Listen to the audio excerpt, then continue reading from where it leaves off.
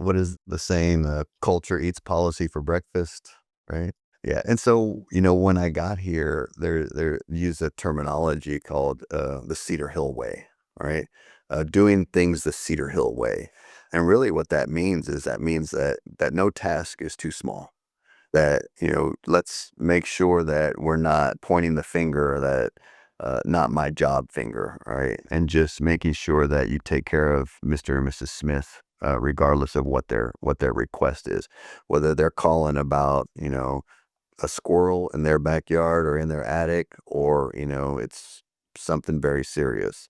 But no task is too small. And I think that that culture was here when I got here, and we've been able to maintain that.